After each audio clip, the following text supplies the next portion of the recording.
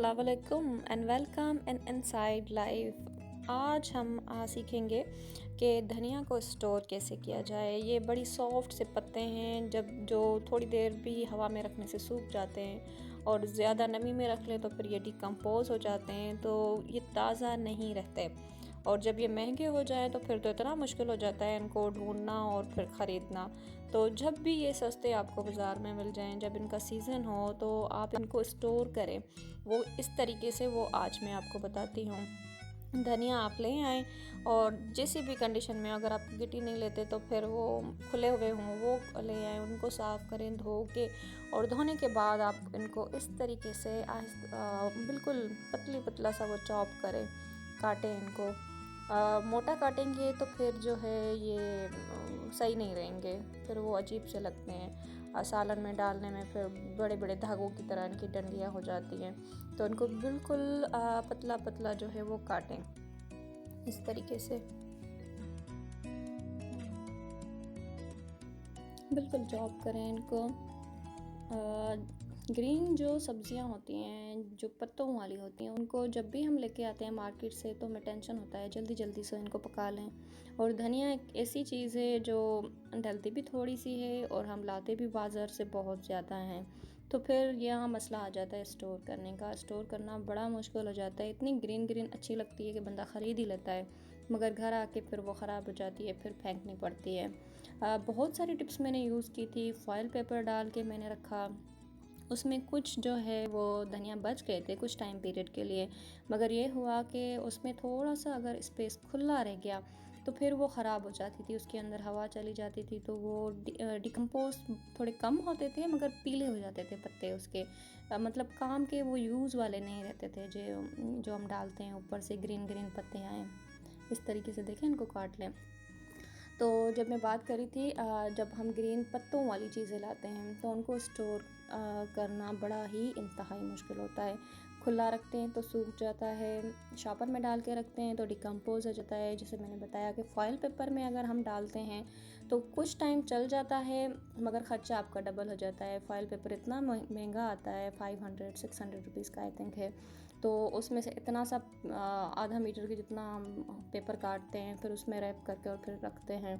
तो अगर उसके अंदर भी हवा चली गई तो फॉयल पेपर के पैसे अलग ज़ाया और आपके धनिया अलग ज़ाया। तो बिल्कुल सिंपल वे है, इन चीज़ों को स्टोर करें फ्रीज़ करके। तो बड़ी मुश्किलों से मुझे जाके कहीं अकल आई कि इन चीज़ों को ऐसे भी किया जा सकता है। पहले टेंशन होती थी कि फिर वो गलेंगी नहीं गलेंगी, क्योंकि जब भी हम कोई चीज़ फ्रीज़ करते हैं बॉयल करने के जो लायक होती है, जैसे चने हो गए, कॉर्न्स हो गए, तो वो जब हम फ्रीज़ करने के बाद बॉयल करते हैं तो वो उस तरीके से बॉयल नहीं होते जिस तरीके से वो ताज़ा चीज़ें बॉयल होती हैं। तो फ्रीज़ करने से ये भी बड़ी टेंशन्स होती हैं कि ये चीज़ें फिर वो वैसा टेक्सचर नहीं आएगा जैसा ताज़ा का होता है। तो धनिया का 90% तो आप कह सकते हैं रिज़ल्ट सही आएगा, मगर 10% में ये आता है कि आप गार्निशिंग के लिए इसको यूज़ नहीं कर सकते। गार्निशिंग के लिए फिर भी आपको ताज़े धनिया की ज़रूरत पड़ेगी, फ्रीज़ की नहीं होगी। जब आप सालन पकाएं तो फिर फ्रीज़ कर लें, और सालन में या कोई भी चीज़ पकाते हैं, पुलाव हो गया, बिरयानी हो गया, उसमें डाल सकते हैं। तो ये 1 किलो मैं धनिया लेके आई थी। 1 किलो धनिया मैंने पूरे साफ़ किए, धोए, उसके बाद काटे, उससे ये धनिया निकले और इसकी ये डंडियाँ निकली। अगर आप लोग इन डंडियों को यूज़ करना चाहते हैं तो बेशक इनको भी काट के इसमें डाल दें, क्योंकि बहुत सारे लोगों को इन डंडियों का टेस्ट बहुत पसंद होता है, क्योंकि इनमें रस और टेस्ट बहुत होता है पत्तों की बनस्बत, मगर पत्तों में खुशबू ज़्यादा होती है। तो ये मैंने सारा प्रोसेस कर लिया है। अब जस्ट इसको हमने करना है फ्रीज़। ये है शॉपर, मैं रीयूज़ कर रही हूँ शॉपर को। मैं ज़्यादातर गंद कम करने की कोशिश करती हूँ कि चीज़ें ज़्यादा यूज़ ना करूँ, ख़ास करके शॉपर हमारे माहौल के लिए बहुत गलत चीज़ें हैं ये। तो इसलिए मैं इनको रीयूज़ करती हूँ जितनी बार कर सकती हूँ। इसको मैं सेकंड टाइम यूज़ कर रही हूँ, फिर थर्ड टाइम मैं इस शॉपर को यूज़ करूँगी डस्टबिन के लिए। तो इसका मतलब हो गया कि 3 मरतबा मैंने 3 शॉपर्स कम यूज़ की और एक शॉपर को 3 मरतबा इस्तेमाल किया। और ये शॉपर है भी इन्वायरमेंट फ्रेंडली, वो पतली वाली सी शॉपर नहीं है। तो अब मैं जो धनिया है इसमें डालूँगी और देन मैं इसको फ्रीज़ करूँगी। ये सारे के सारे धनिया सिंपली इसमें डाल के ज़िप वाला बैग में मैं ला सकती थी, उसमें डाल के रख सकती थी, मगर ये होता कि चीज़ें बहुत ज़्यादा फिर यूज़ होती हैं, वो शापर अलग यूज़ होती है, ये ऐसे अलग ज़ाया होती, सारों को जाना गंद में ही है। तो जितना हो सके आप उनको रीयूज़ करें, ऐसी चीज़ों को ख़ास करके जिसको आप रीयूज़ कर सकती हैं। पूरे के पूरे धनिया इसमें अंदर, और ये रहे, ये तकरीबन 2 मंथ आराम से या 1 मंथ चल जाएगा।